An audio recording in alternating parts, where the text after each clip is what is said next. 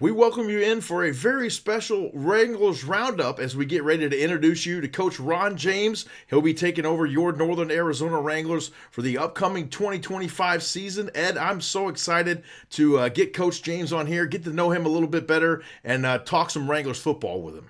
Absolutely. I cannot wait to get Coach James on. I know he's been busy getting everything together, taking care of his family back in Utah and trying to, get prepared for a brand new football team up in Prescott Valley. I cannot wait to bring him on. So let's go ahead and bring Coach James on. Let's get him in here. Head coach Ron James, brand new head man for your Northern Arizona Wranglers, joining us here on the program. Coach, thank you so much for taking the time out. As we mentioned to you off air a moment ago, we've been trying to get you on here for a little while, but we know you're very busy, and but we're excited to finally get to visit with you. Just give us a brief synopsis of how this whole thing came about with you joining that team up there in Prescott Valley, Arizona. Well, it was one of those things where I was down at the IFL Championship game in Las Vegas. It's a few hours drive down I-15 for me, and I wanted to visit some old friends, and I knew a bunch of coaches that were coaching in the league, and just happened to strike up a conversation with Fred DePalma and some of their owners that were down there. Didn't think anything of it. It was they had their coach. Coach Moss was the head coach still down in northern Arizona, and I was hanging out with Les a little bit, just got to know everybody down there. And then when Les decided he wanted to move on, then I got a call from the ownership group and discussed the possibility of me joining the team.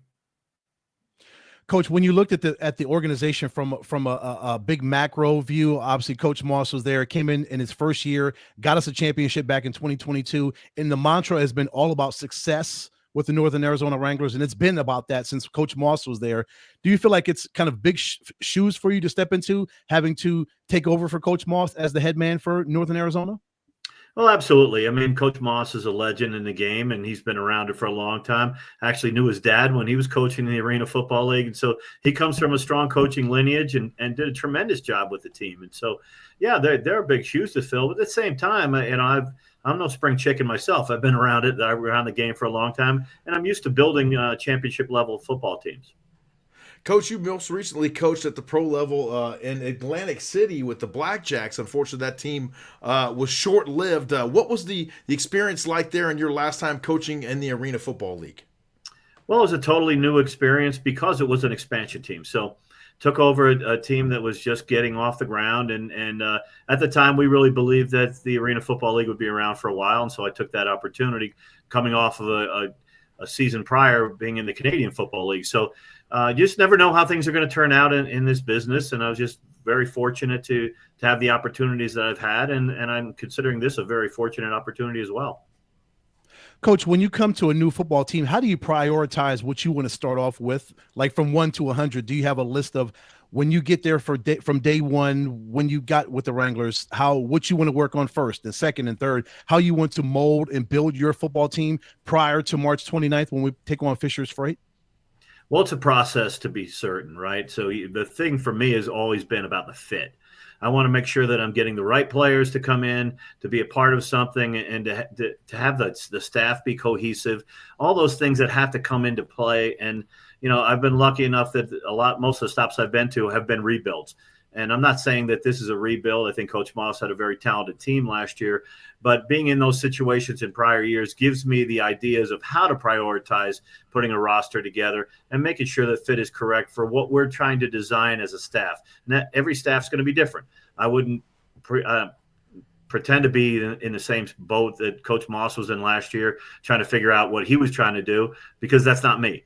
I want to make sure that I put my stamp on this thing, but I also want to make sure that it's within the parameters that our ownership group is looking for and that the IFL stands for. Coach, we understand that Coach Mikhail Mayer is coming back to the team as well this season. Talk to us about the rest of your staff. Maybe you haven't quite got all those guys built out yet, but when you were going and looking for an assistant coach for your program, what qualities are you looking for in those gentlemen? Well, the first thing I want to look for was IFL experience. I have not coached in the IFL before. I certainly know the game. I know a lot of coaches. I know the transition's not going to be seamless, but it is important to have coaches that have experience. Coach Mayer was one of those guys. He has intimate knowledge of the working organization at Northern Arizona, plus the players that we had and players we want to re-sign, all those type of things. But also knowing that Coach Burley could come up from the Arizona Rattlers was a big decision. I'd coached Saya before when Saya was a player with the Utah Blaze, and I know what type of a high-class individual he is and the good football coach that he is as well. And then looking at Larry Hendricks, who's going to come in as our defensive coordinator. Larry's got a wealth of experience in the IFL as well and really knows personnel inside and out. So relying on these guys to hit the ground running is a big deal for me instead of trying to learn as I go and try to figure it out, week to week early in the season. I wanted to make sure that we had people that had experience in that regard. And certainly I have a lot of experience as a head coach. Coach, as you describe what you were looking for from your coaching staff, describe what you're looking for from your players as you build your roster between now and March or probably February, early March when we hit training camp before that opening game against Fisher's Freight. What are you looking for from your players as you begin to start building this roster? Well, number one, we want football players where football is a priority. We want to have the guys on the field that understand that, football is a big deal to them. They take pride in their work ethic. They make sure that they show up every day, and we want professionals. We want people that understand that it is a profession and that we want to work hard at it. We're going to have some fun too. I always say, and I've said this every stop I've been at, I spell fun WIN. We want to win games. We want to make sure that we get the right type of players that buy into our systems. We're trying to do that right now in our recruiting phase to understand kind of how they would fit in the things that we want to accomplish and the way we want to play football. We want to play fast, loose, but we also want to play discipline. Coach, we understand that I believe there are a couple Wranglers coming back from previous seasons. One of those guys is running back David Elder. But when you approach these players and talk to them after shortly taking over the franchise, what do you talk to them about in relation to having them want to come back and what you're looking for, and how do you kind of decide which players you want to kind of try to keep around? Well, the biggest thing is that I don't really sell players. I talk to them about their opportunity. And my role as a veteran coach is to make sure that our players get opportunities even beyond football and also at the next level of football. And so the young players that the IFL builds its reputation upon, they've got to see coaches that are willing to come in and teach them as professionals, learn the game, certainly, but also learn how to develop their careers. And we keep an eye on that. So we want to make sure that our players understand that we're about them and making sure they get the most opportunities on and off the field. And the other thing is I would not have taken the job that I did here in Prescott Valley without knowing that it's a first-class organization. So to talk to players about that, that's an easy thing to talk about, and to let them know that they're going to be supported in every way possible. So it's about knowing, first of all, that football's important, but also knowing that these guys are going to come to work every day and they're going to give it their all. And we're going to do the same thing as coaches. We're going to be right in there rolling our sleeves up with those players. I'm one of those lead by example type of guys. If you see me, I'm working out 4 or 5 days a week still at my age, and I'm making sure that I'm keeping myself in physical condition, mental condition, and keeping myself just fired up every day to be around these young athletes and great football players. Coach, you know a thing or two about the importance of offensive lines and defensive lines, being a 4-year starter at Siena at the offensive tackle and also playing defensive tackle in college. Talk about the importance of that in the indoor football league. James and I, everybody that's a fan of arena football, know that it is won or lost in the trenches with a strong offensive line and defensive line or a weak O-line and defensive line. I think that's true at every level of football, and so years ago when I was playing as an offensive lineman, I got to get into NFL camps. I wasn't the biggest, strongest, fastest guy that was there, but I was willing to work hard. I was smart. I understood that there were certain things that I needed to do better than other people. And I want to kind of transfer that to the line groups that we have with the Wranglers. I want to make sure that they understand that, they can be highly successful just by being smarter than their opponents, by understanding what is asked of them, and by going out and just showing heart. I mean, having that heart on your sleeve every day that you come to work and making sure that fans see that. And fans are smart. When they come to games, they know the players that are really putting it out and the players that want to be there because they engage with them after the games and certainly in the community. And all of those things that we talk about, it does start with the line. And the line is critical to what we do, and it will be critical to our success throughout the season. Coach, you've had a number of stops in your coaching career: the Utah Blaze, the Pittsburgh Power, the Portland Steel. We got some footage of you coaching there with the Tampa Bay Storm. What have you taken from each of those stops that you're planning on bringing to Prescott Valley, Arizona, and the Northern Arizona Wranglers? Well, every stop is unique. We all understand that. But I think the main thing is identifying the type of player you want. Okay, so we have to, and we always talked about it at every stop I was at. You see the footage of me down in Tampa in the locker room talking to players, but we wanted to identify right away, and I'll use Tampa as an example. They were a 2-win team before I got there. And the first thing we want to do is identify what is a Storm player. So we're going to identify what a Wrangler player looks like to us.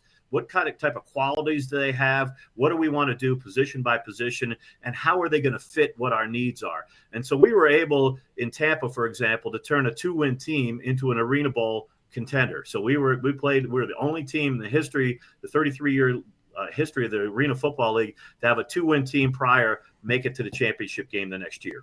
And it doesn't happen by accident. Same thing we did in Pittsburgh. I took over a team that was 4-14 before we got there. We were 15-3 in my first year there. It's about identification. There are no magic formulas. It's always hard work. It's always making sure the players understand both the rules of the game, the way you want to play the game, and their responsibilities within the game. So if you can do those things, I think you're off and running a lot faster than you normally would be by trying to just chance it together or figure it out as you go. And that's what we're going to do, with Northern Arizona. So with the Wranglers, the first thing is identifying who's a Wrangler player. What are those qualities? What do we want to do? And having the coaches, the people that are scouting talent, and the players themselves understand what that is. We're going to set a bar very high. And we're either going to meet or exceed that bar, or we're just going to look for new people that do that. And it's just as plain and simple as I can be.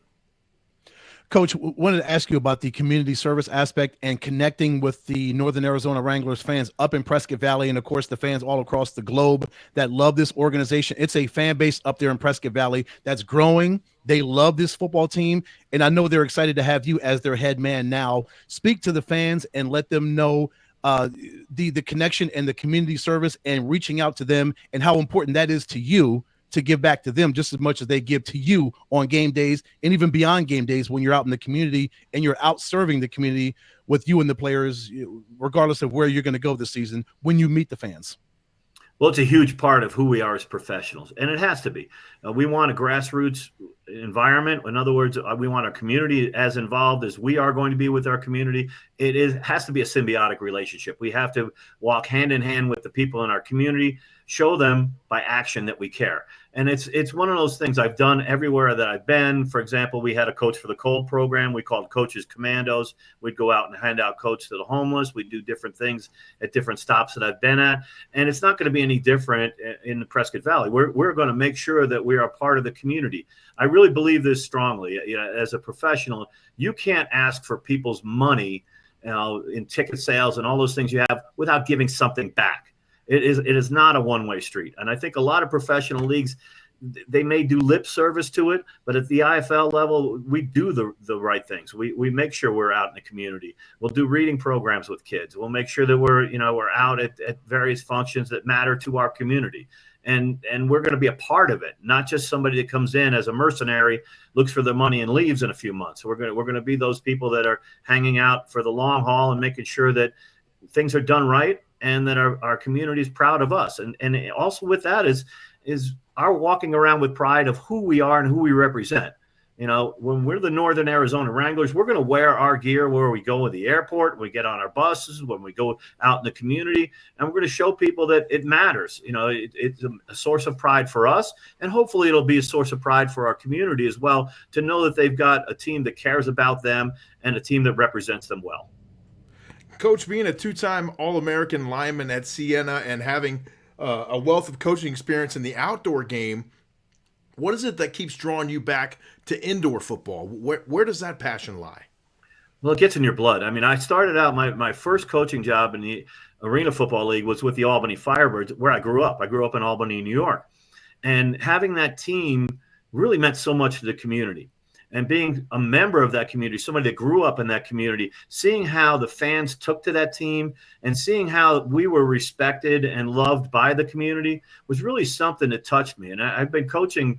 I coached college football for 14 years and a couple different professional leagues. And as you know, a breadth of experience, but it keeps me coming back to the indoor game because of that relationship you have with fans, because of that ability you have to build teams rapidly and to have a lasting impact on those players. I still have players that I coached in the 90s that call and email me and even fans that'll reach out and say, hey, I remember when we did this, or when you talked about that, and all these things that were important to us will continue to be important because that game touches the community and touches people's lives in a way you just can't from that 10,000-foot view of the NFL or other leagues. Coach, we've got a open player tryout over there in Utah where you're at this weekend. Tell the fans or any person that's looking to potentially become a member of the Northern Arizona Wranglers who may be interested in the Indoor Football League and Northern Arizona about this tryout and how they can maybe sign up and head on out to Utah and be a part of it on Saturday. Yeah, so we're going to have that open tryout in Riverton, Utah, which is a suburb of Salt Lake City. And we're going to do that this weekend. And it's one of those open tryouts where we typically will sign a few players from open tryouts. Now, I can't tell you how many people are going to be at this particular tryout because it is in Salt Lake City, so it's off-site. But I know we're going to have another one in the Prescott Valley after the new year. But I think it's a great opportunity for players to come out, get themselves in front of coaches. We see a lot of film, but to have that eyeball on you in person and to get to know the coaches, I think is invaluable.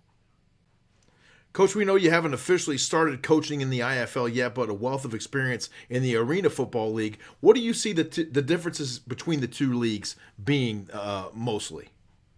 Well, what I love about it is more in touch with your original roots of football. I've been coaching high school football for the last 4 years, and that has been wonderful. But it also has enabled me to, I think, make a better transition into the IFL because the run game is a big part of it, which it isn't in the AFL game. It also gives us the availability to run certain defenses that you couldn't do in the Arena Football League game. The single platoon players, those guys that are looking to work themselves up in a league, and having quarterbacks that are multiple threats and not just drop back guys. So I think there are a lot of really good aspects to this game that I'm excited about and that I really just can't wait to sink my teeth into. Coach, having all the stops you've had, like at the high school, at the professional and college level, how has that made you a more well-rounded coach and a better person when it comes to approaching the game of football, having had so many stops and had so many coaches and players go through your tutelage over the 30 or 30 plus years that you've been in football? Well, it's humbling, really, to be honest. I'm very fortunate to have had a long career, but I think the various stops have taught me a lot of really good lessons, including being in touch with the younger players. So not only coaching high school football, which has helped with that because you're dealing with teenagers, but being in touch with those players that are aspiring to climb the ladder, so to speak, or players that have come out of camps and achieved some of that heartbreak that goes along with being released from a team, but having the resilience to bounce back. So all of those things have really been great for me to experience because that's life. It's not just football. You're going to have to bounce back. You're going to get knocked on your butt from time to time and have to pick yourself back up. I've experienced that as a coach. I've experienced the highs and lows of all of that, and really maintained a great attitude about the game of football and my ability to teach it. So I'm really excited about imparting my knowledge on these young players, but also about being able to mentor some of these younger coaches as well. I think that's a responsibility as you gather experience as a football coach, not only to mentor your own coaches and players, but to be able to show people that there's a right way to do things and to carry yourself with a high degree of integrity. And I've done that at every stop I've been at, and I'm just looking forward to that. Coach, you mentioned coaching high school football for the past 4 seasons. Tell us about the happenings over there for the Soaring Eagles of Juan Diego Catholic High School. You guys went 6-6 this season. Lost looks like a very close playoff game by 7 points just a little over a week ago. Tell us about your experience there, and does coaching high school football and seeing those really young kids that are really just honestly just learning the game, does that just continue to fuel your passion for this great game? No, it really does. And so, I've been at a very small high school. It's a 3A high school, but the high school that I've been at has only been in existence for 25 years. In that 25 years, they've been able to win 15 regional titles and 8 state championships. So there's been a lot of success in the program. And this year, we came within a whisper of knocking off the number 2 team in the state. A couple of years ago when I first joined, we made it to the state semifinal game and lost a very slight margin that way. Would have got into the state championship game. So we've had some decent success, but high school football is a different animal. You're reliant on the kids that you get. There's no active recruiting. There's no way that you can kind of better yourself as the season goes on. So it's all about development. And I really appreciated the ability to develop kids' talent, to let them grow as young men, and to see what happens for them next. And at the same time, it has given me an opportunity to have my own children get through high school. Now I've got a freshman at the college level, and I've got a senior at the college level. So, the 4 years that I've been able to be at the high school has enabled me to see them go through school as opposed to being away for half the year and home for half the year. Coach, before you know it, it'll be March 29th. We will host the Fishers Freight for their first game and our first game up in Prescott Valley. Did you get a chance to look at the schedule, really see it or kind of peruse it and see what's coming up? Because it's going to be a tough schedule. It's not going to be easy with Fishers Freight. Then we've got we got Bay Area coming up. We got schedule up on the screen, but it's not going to be easy for the Northern Arizona Wranglers in 25. Well, it's never going to be easy when you're playing out west. The Western Division is certainly the strongest conference that there is in the IFL. I mean, you can only look at the championships in the last few years, and you'll see that. I think you've got a very good Las Vegas team, certainly the Arizona Rattlers, who are the defending champions and are perennially at the talk of the championship, right? You got the Bay Area Panthers, who've won it recently and are absolutely loaded, and then some former Northern Arizona Wranglers coaches on that staff, so they're going to be geared up for us.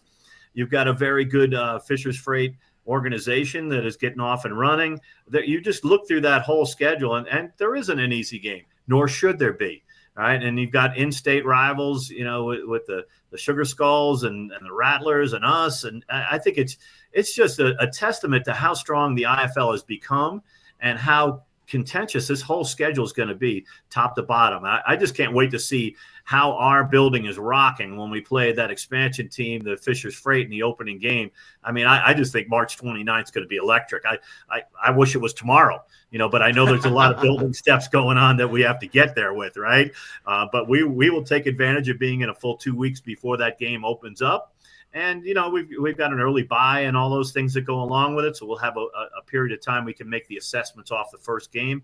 This is just, a small step in where we need to go. And that's what I'm going to keep telling these guys. And I'm really only focused on Fishers Freight. And it sounds so cliche. It's so much coach speak, right? We're only going to worry about the first game and when the biggest game's the next game. I shop at Cliches RS. I can throw a ton of them at you. But in all seriousness, I think that the schedule speaks for itself. It's very difficult. We're going to have players that are up to that challenge. We're going to have coaches that need to know inside and out the opponent as well as we know ourselves. And we got to be able to adjust to anything and to understand that this game is fluid, and that's just life in the football field. And life in the indoor game is all about how you can attack this week and make sure that your team is properly prepared. And we will be prepared week in and week out. I can guarantee that.